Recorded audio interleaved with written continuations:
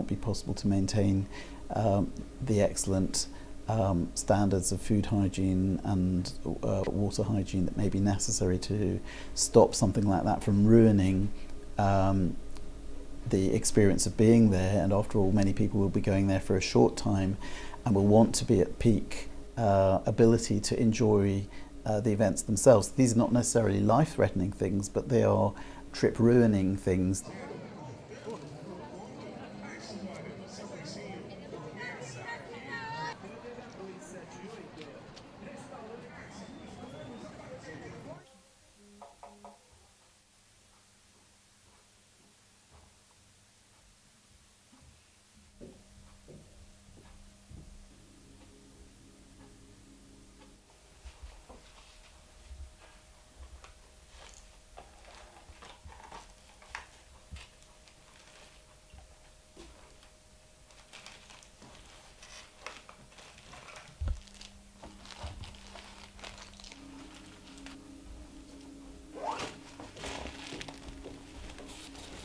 Drugs are not manufactured around the world to the same stringent standards, and there's a huge issue with fake drugs and medicines of poor quality.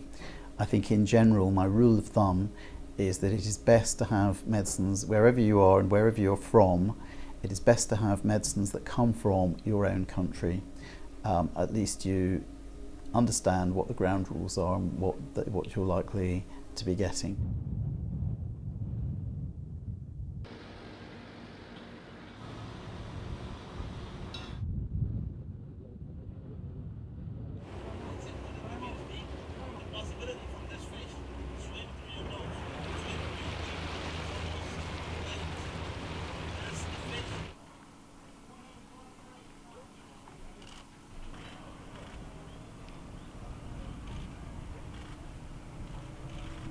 Brazil is a huge country. It spans the urban, coastal areas, big cities, the vast Amazon basin, so a city like Manaus in the heart of the Amazon.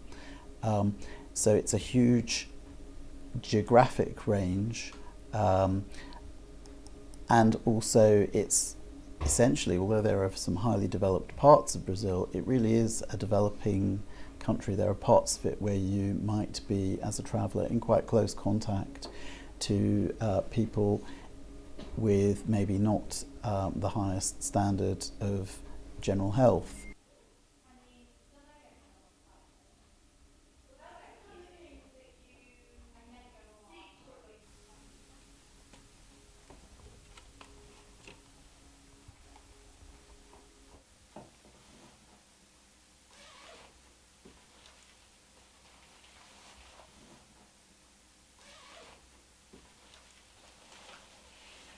Countries often require yellow fever certificates, proof of vaccination, from any traveller who is arriving into a country where there is any kind of remote possibility that they might have been bitten by an infected mosquito.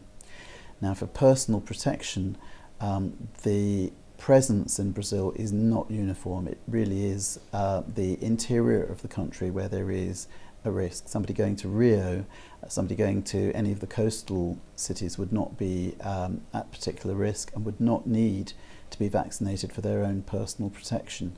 They might, however, need to be vaccinated if they're travelling onwards to a country that might regard the whole of Brazil as being an infected area.